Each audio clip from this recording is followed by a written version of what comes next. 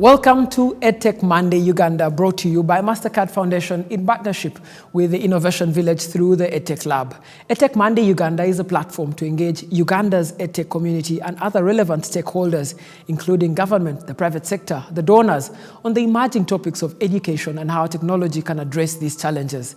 EDTech Monday will be held once every month as we dissect the education sector, the future of education, and the available opportunities to grow this sector. This month, particularly, we discuss what parents want, how are parental perceptions of EdTech evolving, how are parents' attitudes towards the usage, prioritization, and paying for EdTech shifting, especially in the pandemic. And to discuss that, I have with me a panel of the best of the best. Let me start with an introduction from here, Manuela, as we go. As we go. Thank you so much for having me. I'm so honored and privileged to be here. To even just sit here with this, that's it for me. The bar is high. Yeah, it's really, really high. I'm Manuela Mulondo, and I'm the CEO and founder of the Cradle, Uganda's first 24-hour childcare and lactation service designed for the workplace. But I'm also the co-creator of Bamplove, which is a web and internet series for parents, especially mothers who are speaking and talking on motherhood and parenting. But I'm also the president of the Early Childhood Development Association of Uganda. So that's... And you've been engaging with government on that particularly? Yes, we've been engaging with government on the closure or the extended closure of preschools and early childhood centers as we wait for the pandemic to end. Is it ending? Yeah, great question. Those are the pertinent questions we've been asking government, yes. Okay. Solomon. Thank you so much, Raymond. I think I'm the one who's honored to be in this space. Really great company. My name is Solomon King. I'm the founder of Fundi, which is an organization that's working to accelerate science learning in Africa. The thing we're best known for is that we use robotics as a training tool. But right now we are developing a lot of tools to help teachers teach better in classrooms, and we are trying to improve the implementation of the curriculum just to get more practical learning back into the classroom. So I'm very, very passionate about how students learn, but mostly I am a geek and loud and proud. All right, thank you. Yes. Thank you very much. I'm pleased to be here. I am Sophie, Nuwagira, Bamwoyeraki, and the head of secondary of the North Green School. We've been working online. When schools closed for the pandemic, we did not close. So I'm proud to be here to share my experience. That's an amazing one. When schools closed, you just continued with the technology. Yeah. And we will get into that conversation, but I want to start with Manuela. Preschool was closed for longer than schools were closed. We're still closed. You're still closed. We're still closed with no opening date. Yes. From the kind of interaction, because at early childhood, parents really interact with their children a very great deal. From the kind of interactions that you've had with parents, what have their perceptions been about this technology and learning that has been brought about by the pandemic? Just for starters, just to give background information. Indeed, parents should be the number one person that children interact with. But as life has it, we are working, we are fending for these same children, we're looking for clothes for them to wear, and not just us here in Kampala or in Mbarara or in the more urbanized sides of our country, but even deep inside the villages. Mothers and fathers are going down into their gardens, and they don't have that time to spend with that child. And so who's actually with these children? It leaves people like housemaids. For some privileged homes, maybe they might have nannies, but for many, they're house girls. There's some that have nieces, some older brothers and sisters, others have cousins, others have uncles and aunties taking care of children, and not necessarily the parents. So just in terms of laying the foundation for this, parents should be, but unfortunately that is not the case, and hasn't been for a very long time. But that said, when technology came in during the time of the pandemic, I think this was the most confusing time for many parents. I mean, these are parents who had never wanted their children to see a phone. Never wanted. I mean, I'll talk about Solomon King and my experience with him very quickly. Solomon King, I think I started to see and work with, hear from Solomon, like in the, early 2000s. So you entrepreneur. When this Fundi bots thing has been, and it's been there. It's been there for a while. But who knew? Who wanted to know technology and children? You know what I mean? And he's been really passionate about children and technology. And everyone was just looking at him like, take your muzunguness away from here because we're not going to engage, right?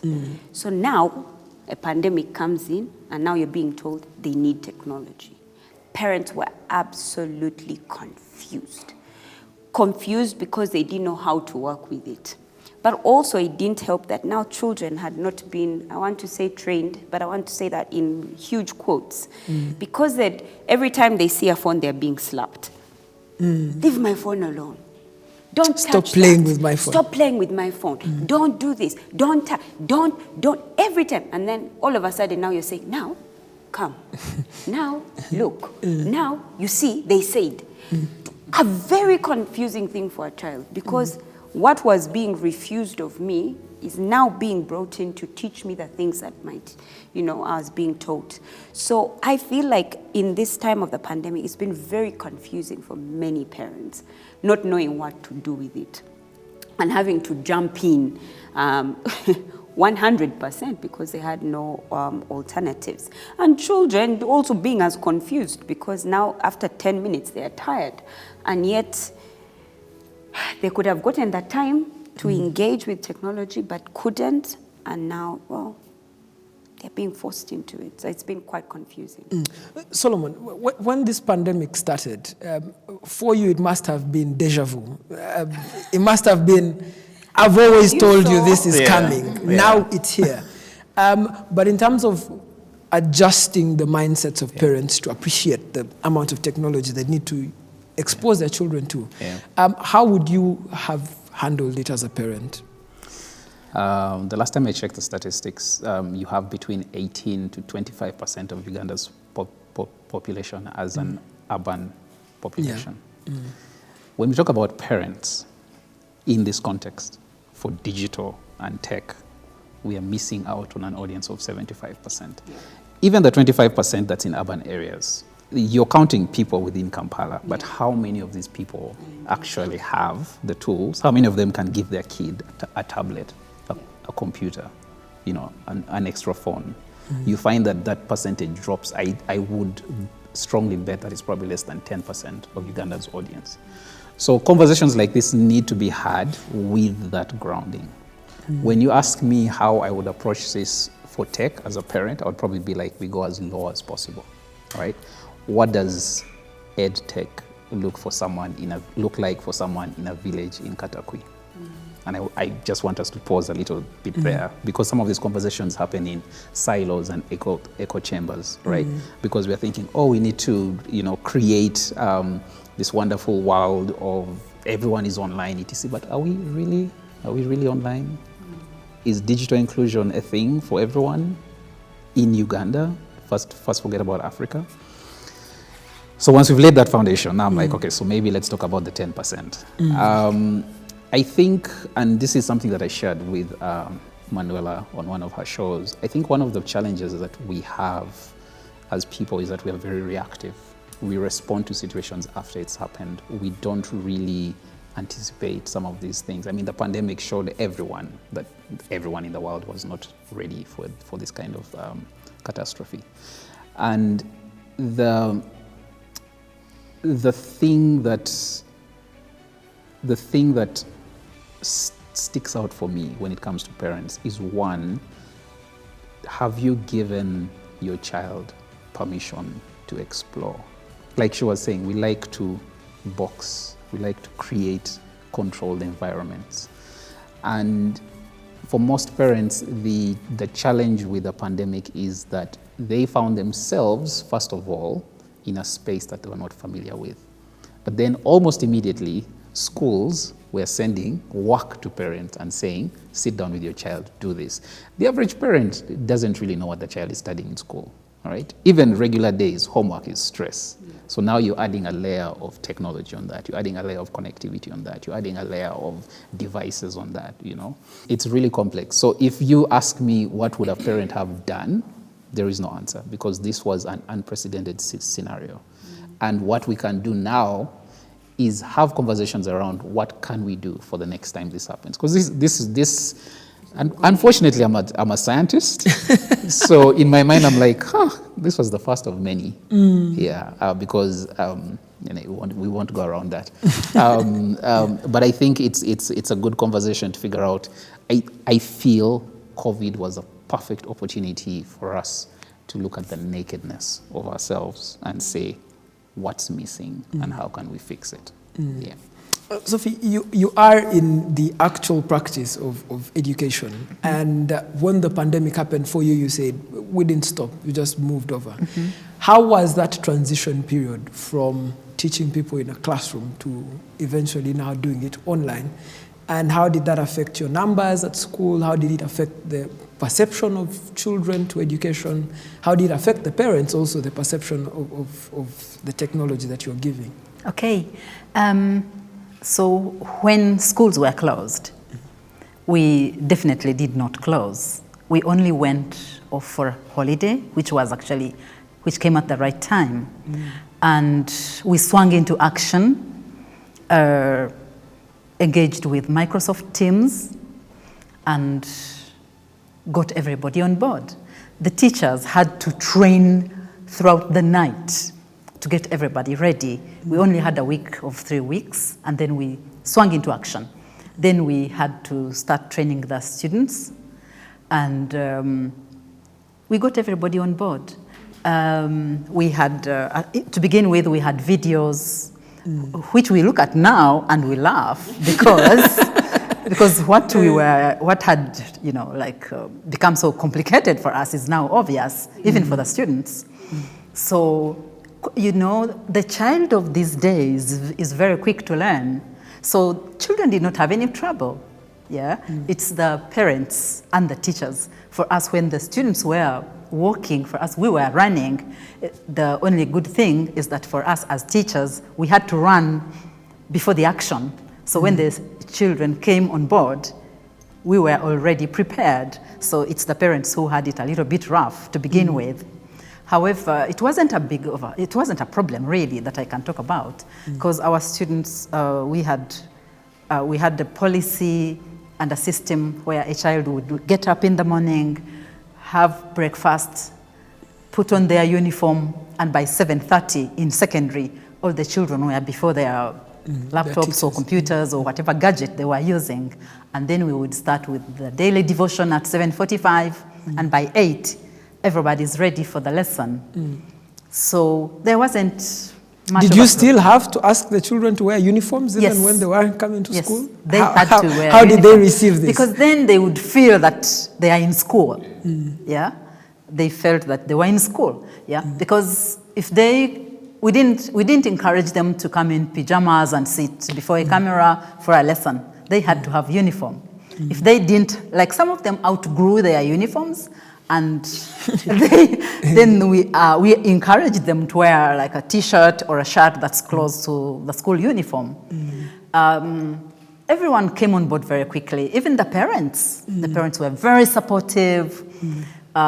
They had to provide internet, they had to provide, if any gadget wasn't working, they had to work on it, and everything went smoothly. So we had Microsoft Teams as the platform, but then we had to get on board other softwares and other things to use. Using just your experience with these new changes that you'd seen, and looking at a school that probably is not as good as your school, what would you encourage the teachers in those schools to do with what they have at their disposal to be able to achieve an education, at least a continuity in education for their students? But then before you think about the teachers, you need to think about the child who is at the end, because you need to ask yourself, if it's not a school like the Rainbow, I mean the Rainbow International School or Kampala International School or whichever school, those could afford. But then if you are thinking about a child in my village, in Chinoni, in Mbara district, you know, how are, even if the teachers are ready, are those children ready? Yeah. But if you have a setting where the teachers are ready and the children are ready and they have computers at home, then that can work. Yeah. Because if they can get the children to be having the computers and the laptops and whatever gadgets they have to use, then it can work. But if they don't have, and until they have, then that cannot work. Manuela, I want to bring you in now, particularly on ECDs, continuity in learning. The pandemic really brought a stop to the schools.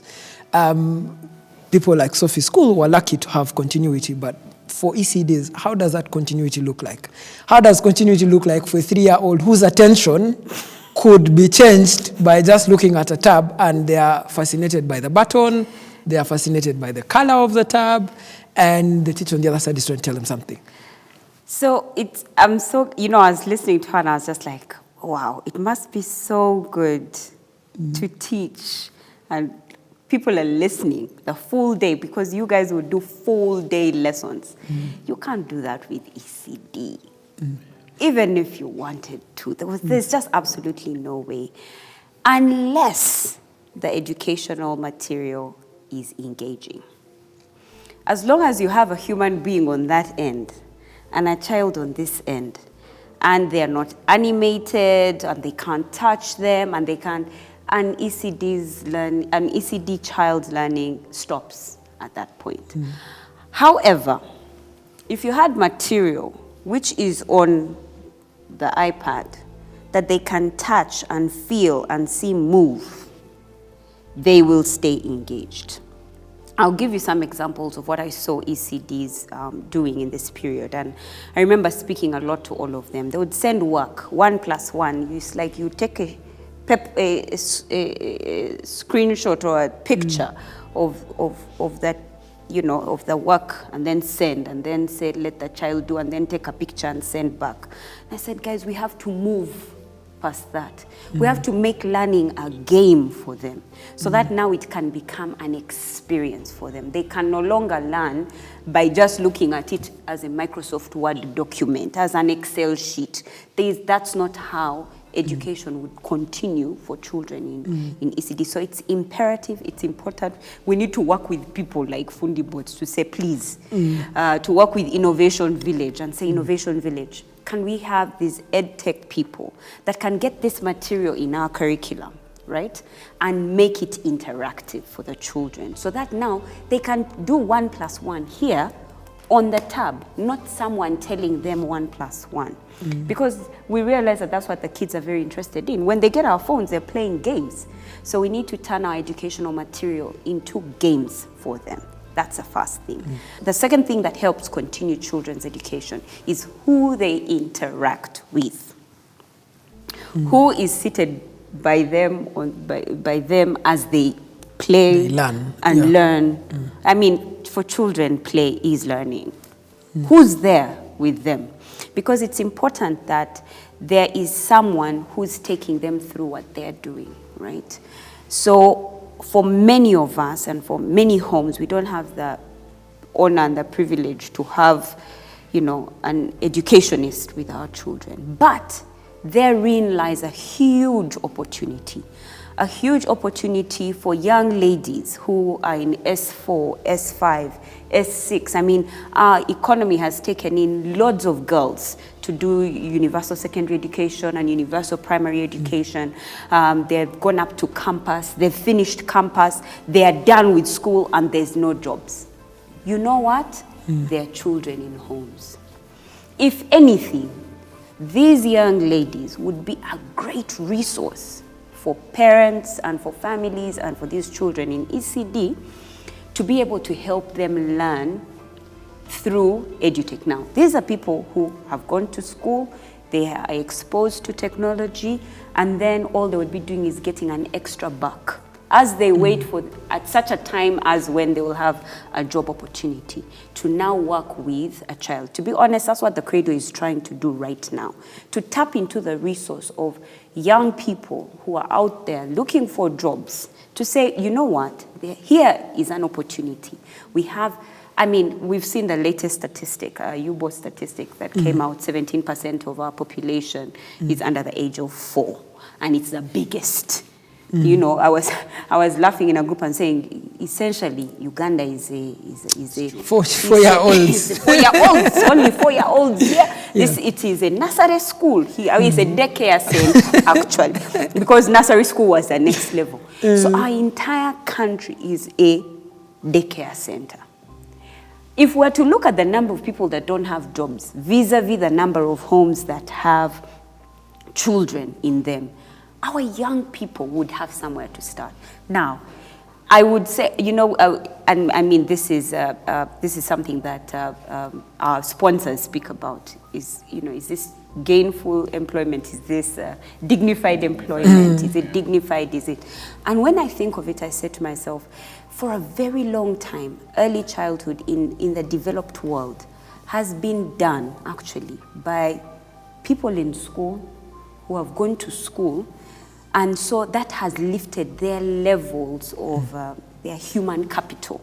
Because a person who's working with your child has gone to school, is enjoying school, but now on top of that, there's technology that has been added to it. Because for many of us who went to teaching school, technology wasn't a part of this. But the kids right now who could be engaging with these children have technology added to at their disposal. So that for me is how children's education can continue and where I see our greatest opportunities. Thank you so much. We're going to take a very short break, and when we get back, we continue the conversation on how parents' perceptions towards EdTech have to be shaped in this new phenomenon.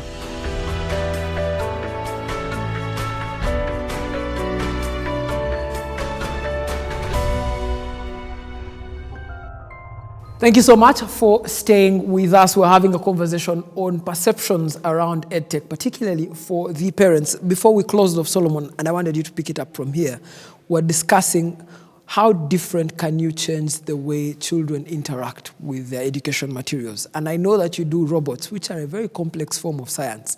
How do you get children to appreciate, for example, a subject so complex like robots? I think ultimately for us, the most important thing is that we create purpose to the learning. It's something that I've grown to love calling purpose-driven learning. A lot of the education that happens in schools, traditional schools, is basically rote memorization. You are being prepared for an examination, and that is the marker of your intelligence. And that creates a very big problem because everyone is now panicking about that one little thing that's going to determine their future. I'm an example of someone who studied very well until the very last paper. I was at the top of my class pretty much always, until that last USCE paper, which I failed. And that basically, according to the education system, I was a failure, right? And that set me off on a different trajectory. I just did my one semester of university and then dropped out, and I've never been in a classroom since, except to teach. But the point that I'm trying to bring is that when you create the perception that education is about that one thing at the end, then everyone's mind goes away from the purpose of this learning, all right? And without purpose to learning, you cannot create different ways of engaging with that learning. So when she says that students are being asked 1 + 1 and then the teacher is taking a photo and then sending it back, that is because everyone has been structured to realize that the only acceptable end point for that education is the number 2, right? That's it. It's not how is the child learning, how are they doing the computations, how are they, and have they understood or have they memorized, right? It's that we expect a 2 at the end of this session, and if we don't get that 2, the child hasn't learned, the child is an idiot, blah, blah, blah, blah. I love this quote by Einstein that says, everyone is a genius, but if you judge a fish by its ability to climb a tree, it will spend its life thinking it's an idiot. So we live in an environment where our definition of learning is probably about 100, 200 years old, and it's designed to get us, to shuffle us like sheep through a pen because we want everyone to it. But coming back to your question, how do you change learning? Just give it purpose. Let the child understand that there's a reason why they're doing this. We teach science, and the reason we use robots is because once you show a child a robot moving around, their first instinct is, I want to do that. They're like fascinated. Teachers as well, right? You show a teacher a robot and they're like, this thing. And then they want to learn. And then you tell them, okay, if you want it to move, you need to learn how to program. You need to learn about electronics. You need to learn about how motors make things turn. Like in their mind, they're like, okay, so in order for this thing to move, this is what I need to do. In order for it to detect an obstacle, this is what it needs. It needs something that can see light, something that can see darkness. And then in order for that thing to be able to see that, to see the darkness, I need to program it like this, right? There's a reason why you're doing this. And because of that, you're invested in that learning, as opposed to 1 + 1 is 2. This is a magnet. It has a north side and a south. You're like, why is it north and south, right? Like, what's the purpose of this? So you change education by creating experiences, by creating purpose for the knowledge along the way. And in that process, the teacher is a facilitator of learning. They are not a gatekeeper. They are not the master of the classroom. They are an enabler. They are someone who just says, those are the doors that you can open. Let me show you what's interesting about them. And then the child runs with it. Can I say something that, just in addition to what he said, I kind of see education like agriculture. And what he's talking about is value addition, where you see the crisps in the shelf, and then you realize that, wait, they came from the potatoes in my garden. So how do I work from my potatoes too? If we can just show our children the end, you see the robot, you fascinate them with the robot, get extremely excited, then you work backwards. Now, all of a sudden, permutation sounds so good. Magnets are amazing.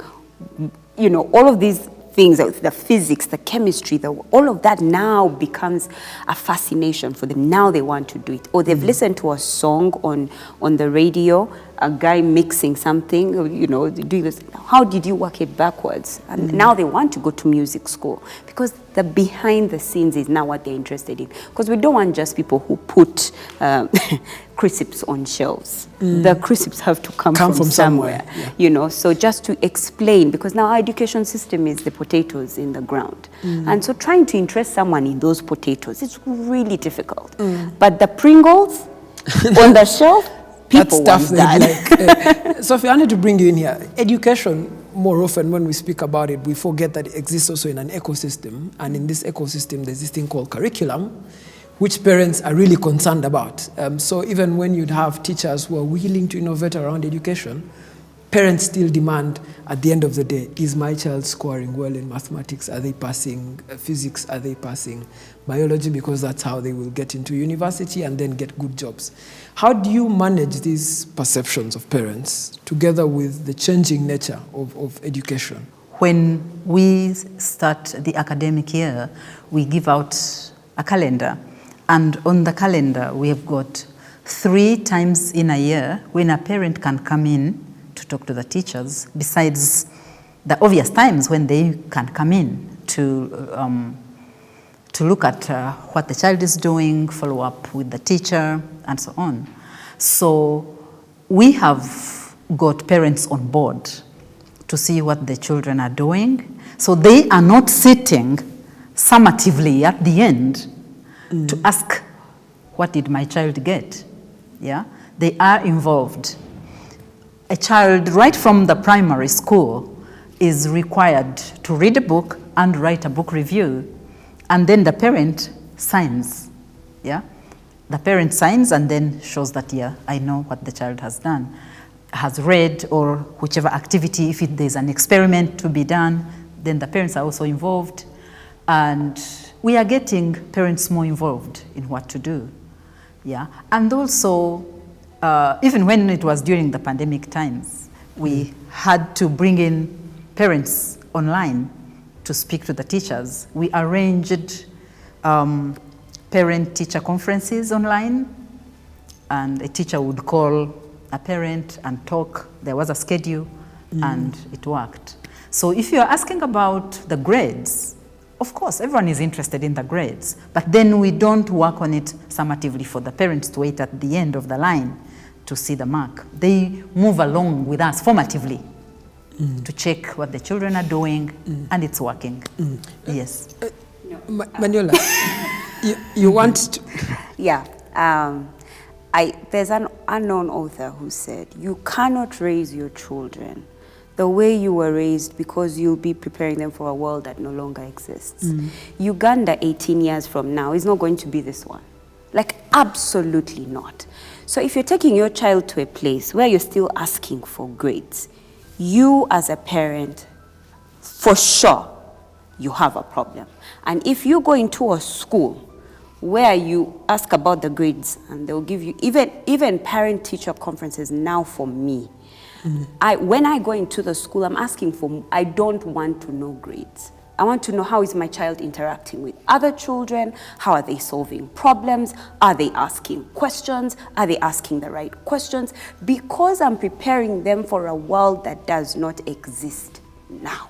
Everybody is looking at Africa as a place for investment. My child already sits in Africa.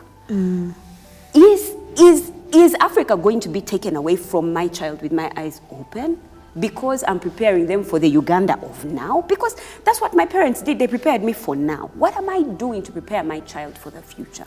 I'm those parents, those annoying parents who, for parent conferences, you bring me results. I'm just like, friend, can we move on? My child should be experiencing learning now, but being prepared for the future. And the future is technology. And if you're in a place or in a school, or you as a parent, you're looking for how to you are looking for grades, I think it's time for parents to rise up now and say, hey, North Green, Cradle, Fundi, what are we doing technologically for our children to prepare them for the future? So that Madame Sophie is on tentacles now.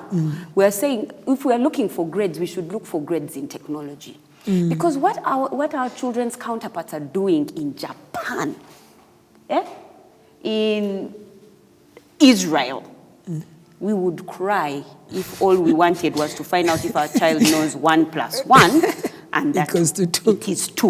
And if us as parents are going to keep looking at this 1 + 1 = 2, there is no difference between us and the people that we complain about every day that are taking our country nowhere. Because we are the ones who are doing it now. Solomon, in terms of now broader on a policy level, what level of curriculum review? I know we just reviewed the curriculum, but we reviewed it before the pandemic happened. The pandemic has happened, taught us new things. What level of curriculum review do we need to appreciate the level of technology that must come into education? So the interesting thing about the curriculum review is I actually like the new curriculum. I think it's very student-centered. I think that they put a lot of thought into it. Unfortunately, it's taken forever to get it where it is. And then implementation is a challenge. The new curriculum demands so much from teachers, and I don't know if the government is providing the right level of support that it needs to provide for the teachers, especially upcountry. I will always be an advocate for the school that cannot afford any of what we are talking about, for the parent that cannot even fathom this conversation. I'll always be an advocate for that person, because that is where the majority of need is. That is where the true desperation is. So the curriculum is brilliant, but this curriculum, if you are going to include technology, you need to look at the foundations.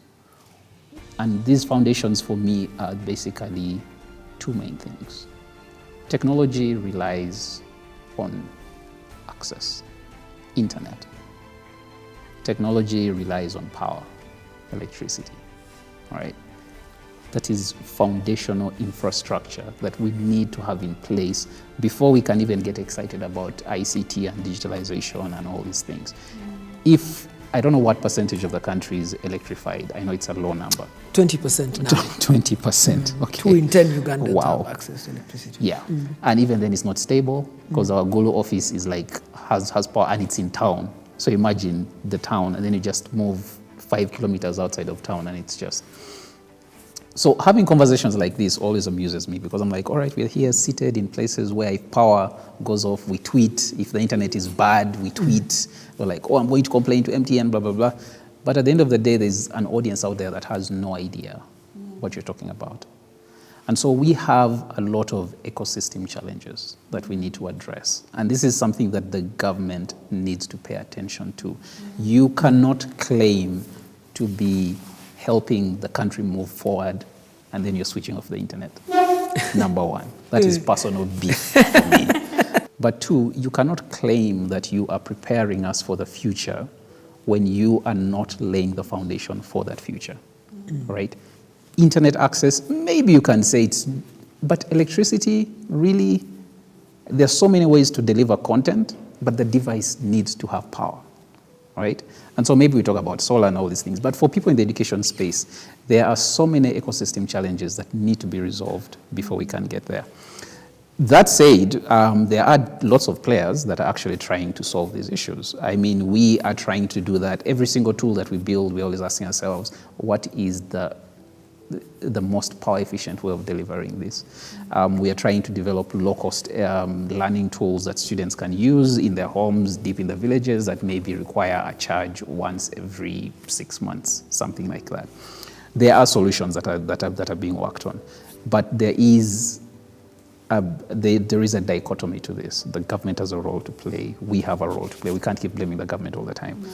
But there has to be foundational. When it comes to policy, when it comes to advocacy, there is foundational if we want to digitalize it. For the curriculum itself, I think, and I've always said this, that our education system has good intentions. Implementation is a disaster. And that is because you need to have commitment across the entire chain. You need to have every single person on board committed to doing this. Not because it's a fancy new thing, but because they want to change how students learn. Not because the government has told us as teachers that this is what we need to do, but because you know that if you get this tool and implement it, it will help. Right? There's so many levels, so many boxes that need to be ticked in this advocacy thing, that it's a really complex question, but we are having these discussions around it. And I'm glad that the government is moving. It's just not fast enough. Sophie, in sort of like parting words, what changes need to happen to the ecosystem of education to allow for technology to come in and also deliver the kind of impact that it's delivering in your school to other schools? If you are thinking about a school, and you are thinking about a school deep in my village. First of all, the provision of internet, as he has just said. Internet has to be provided. I wonder if the country, just like some countries, can provide Chromebooks for students to use in schools, yeah, specifically for students to research and access learning with them. As well as providing computer labs. I don't know whether it's now a requirement for every school to have a lab up to primary school level. That would be very useful. At the same time, training teachers so that they know how to use. You can have computers, you can have Chromebooks, but if the content is not there, then it cannot work. At the same time also, sensitizing parents and educating them, bringing them on board, getting their buy-in, that would also be good. And I don't think all this can happen without having an impact on the curriculum, yeah, because the curriculum has to show and has to reflect, yeah, so that computers can be used. And I mean, getting all the children to access education, because it was very sad that so many children were at home and some are still at home. Yeah, because they don't have computers. Even when the National Curriculum Development Center sent work online, how many could access? Very few could access that work.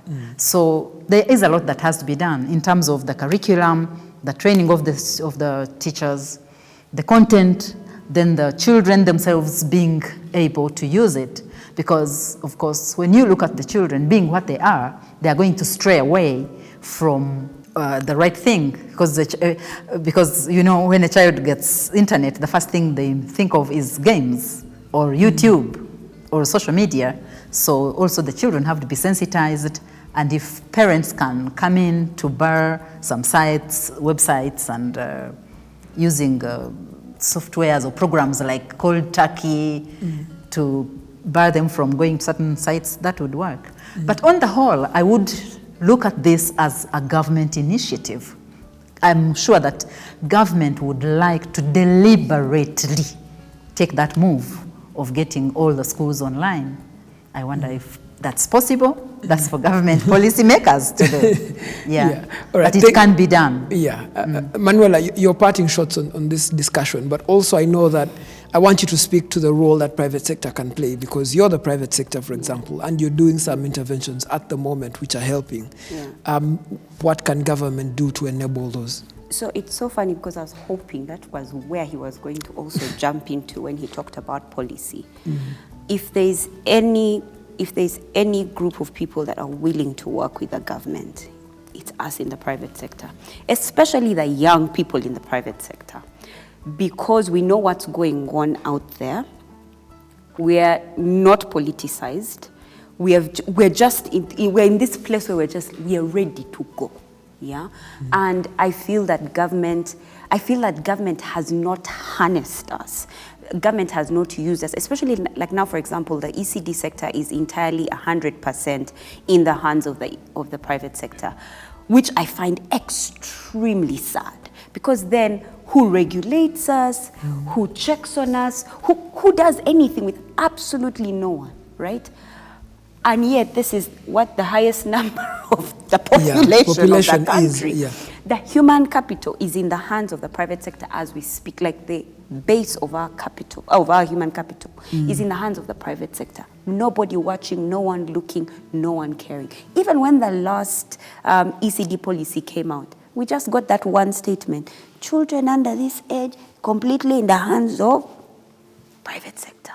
And yet no one is engaging us. So I believe that that's a tool. We are those tools that work. You know, when you put matoke and water, you leave. You know what I mean? Yes. As long as you have matoke, it's going to get ready and get spoiled. But if you put water and walk away, by the time you come back, it's tasting amazing. And I feel like we are that matoke just needing water. And I believe that we should be harnessed as a sector. Education should be taken on by the government. But anyway, as a parting shot, I'll get something from what Sophie said. It's really what I've been talking about all this time. Parents, I believe that there's a place where you stop saying anything about the government and you start doing your part. I believe that there's a place where you say to yourself, okay, so my child has a tab that is going to get spoiled or that might get spoiled, and I'm going to buy them another tab for Christmas. Let me take this tab to his cousin deep in Kabira Maido, that he might have a tab. Let me repair this phone that my nephew in where can also get a phone. There's a place now for us where we can no longer say that the only help we can get is from government. I believe that we will wait for years upon years. And I believe that there's a place for us now. And if you gave a child in Kumi district a tab, and I did, and we all did, 4 children would have access. 4, just us here. 4 children that yesterday didn't have access, today would have a certain semblance, however small, of access. So parents, it is our turn now, and our children's education is on us. What our children turn out into. I keep my nightmare, the nightmare that I have, is seeing people coming and taking over Africa as a second colonization of sorts. Absolute nightmare for me, because when I look at what the world sees in Africa that we don't see, pains me. It pains me knowing that we can do something for our children now. I don't know, if you have access to the internet, why aren't you finding out what children in Japan are doing for their curriculum? For you, the only curriculum you know is the Ugandan curriculum. You cannot even add a bit to that curriculum and then tell the villager at your home. It's just... it's pain. You're in severe pains. I'm in severe pains, and it's not even labor. Not yet. You know, for my call is to us the parents, my call is to us the adults, my call is to us the educated, that if we're to lift this country, we've just got to put our hands together. We've got to change things. Solomon, do you have any parting shots? I just want to add something to that. For private sector, one of the things that we need to do is create context. I've seen a lot of innovations where people basically they say they're digitizing the curriculum, but what they're basically doing is scanning and then putting it online. And it's the exact same content. There is no context, there's no interactivity. It's just, it's basically a book that's a PDF, right? And they're calling that that is not how. I like what she talked about, gamification. Once you create this sort of exciting journey, then learning becomes easy, because kids will play games the entire day. Kids will watch Peppa Pig the entire day, simply because the way it's being presented is really, really exciting. It's really, really engaging. It doesn't matter what level you're at. If the information is being presented in a way that engages you, you will spend the entire day there, right? And so I agree that the private sector has a very strong role to play, but it needs to do it with a little bit more intelligence than is happening at the moment. I feel like right now it's just saying, oh, we need to get these things online, and then you just dump it there, and then you claim you've done an innovation. No, you have to tear the thing apart, build it from the ground up for the context. It might actually have to be so granular that you create digital content in local languages, because people start learning in their local languages, right? They're not learning in English. English is another level above that. So that was just my advice to the private sector. All right, thank you so much, Sophie. Thank you, Solomon. Thank you, Manuela. And thank you so much, our viewer, for watching this episode of EdTech Mondays. This conversation happens once every month, and we discuss issues around the EdTech space. It's, of course, enabled by the MasterCard Foundation and the Innovation Village together. Do join us again for the next episode of EdTech Mondays.